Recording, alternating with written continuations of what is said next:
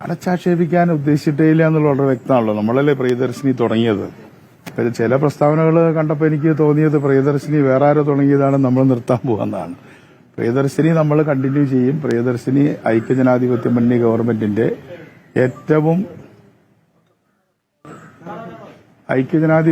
ഗവൺമെന്റിന്റെ ഏറ്റവും പ്രസ്റ്റീജിയസ് ആയിട്ടുള്ള ഒരു ഫ്ളാഗ്ഷിപ്പ് പ്രോഗ്രാമാണ് പ്രിയദർശിനി. ആ പ്രിയദർശിനി ഇനിയും മുന്നോട്ട് പോകും. ചിലർ സംശയം പ്രകടിപ്പിക്കുന്നുണ്ട്, ചില CPM നേതാക്കൾ. ഞാൻ ഒരു സ്റ്റേറ്റ്മെന്റ് കണ്ടു, ഇത് നിർത്താനുള്ള പരിപാടിയാണോ എന്നൊക്കെയുള്ള ചില സംശയങ്ങൾ വന്നിട്ടുണ്ട്. ഒരു സംശയവും ആർക്കും വേണ്ട. പ്രിയദർശിനി പൂർവാധികം ഭംഗിയായിട്ട് മുന്നോട്ട് പോകാൻ തന്നെയാണ് തീരുമാനിച്ചിട്ടുള്ളത്. പിന്നെ ആ സ്ത്രീകളോട് ഒരു തരത്തിലുള്ള വിവേചനവും ഇല്ലാതെയാണല്ലോ നമ്മൾ പെരുമാറുന്നത്. എല്ലാ സ്ത്രീകൾക്കും ഒരുപോലെ, പാവപ്പെട്ടവരെന്നോ പണക്കാരെന്നോ വയസ്സുള്ള കൂടിയവരെന്നോ ഒന്നുമുള്ള വിവേചനങ്ങളില്ല. കൃത്യമായി ഏതൊരു സ്ത്രീക്കും പ്രിയദർശിനിയിൽ പോകാനുള്ള അവകാശമുണ്ട്. അത് അവരുടെ അവകാശമാണെന്ന് ഞാൻ മാധ്യമങ്ങളെല്ലാം നോക്കി.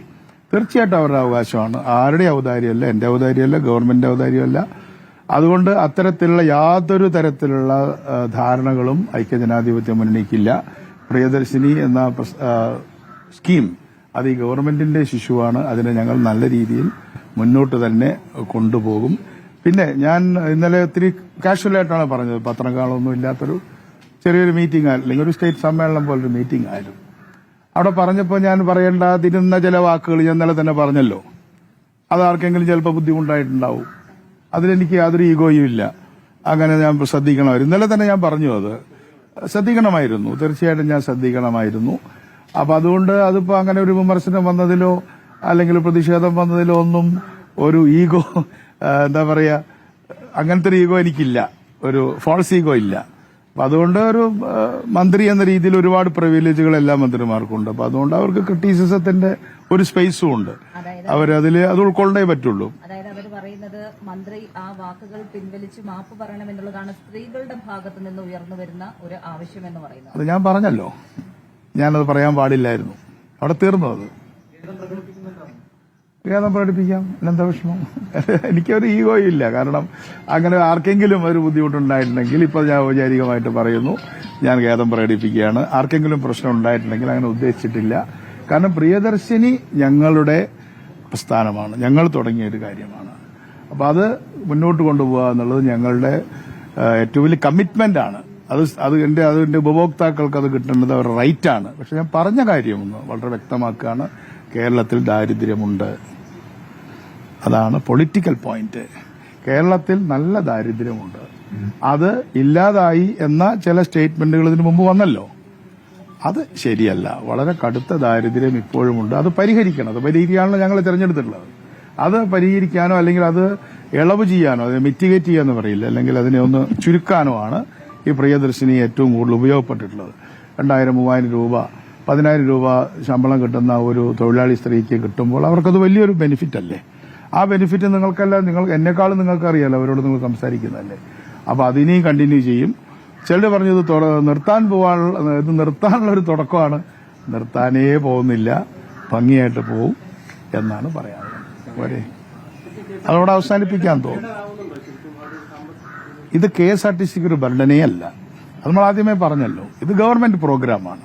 അപ്പൊ ഗവൺമെന്റ് പ്രോഗ്രാം എന്നുള്ള നിലയ്ക്ക് 15 ദിവസമാണ് ജൂൺ മാസത്തിൽ നമ്മൾ നടത്തിയത്, റൈറ്റ്?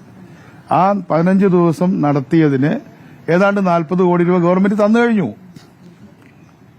മനസ്സിലായോ? അപ്പൊ കഴിഞ്ഞ വർഷം ഒരു ദിവസം എത്ര കളക്ഷൻ ഉണ്ടായിരുന്നോ ആ കളക്ഷൻ കുറയുന്നതാണല്ലോ നമ്മൾ നോക്കേണ്ടത്. അപ്പൊ ആ കളക്ഷൻ ഒരിക്കലും കുറവ് വരാത്ത തരത്തിൽ ഗവൺമെന്റ് മുന്നോട്ട് കൊണ്ടുപോകും. സമയാവുന്നു.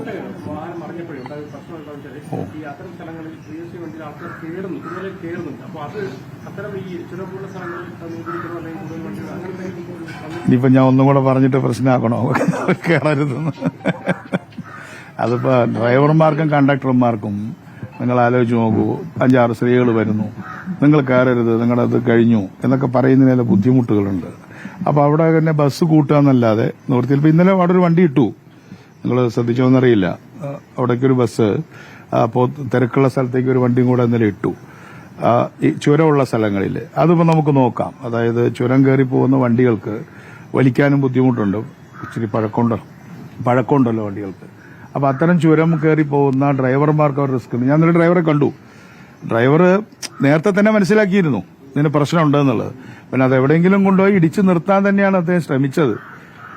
അദ്ദേഹത്തിന്റെ ഒരു പ്രാളവും എല്ലാം കൂടെ ആയിട്ടും മനസ്സാന്നിധ്യം വിടാതിരുന്നുകൊണ്ടാണ് വലിയൊരു അപകടം നിന്ന് നമ്മൾ രക്ഷപ്പെട്ടത്. അല്ലെങ്കിൽ വല്ല കൊക്കയിലേക്കൊക്കെ മറിഞ്ഞിരുന്നെങ്കിൽ വലിയ പ്രശ്നമാകുമായിരുന്നില്ലേ.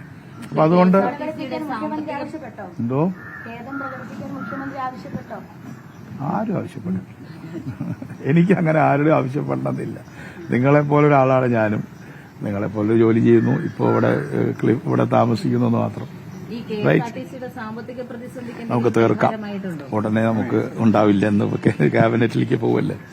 Thank you very much.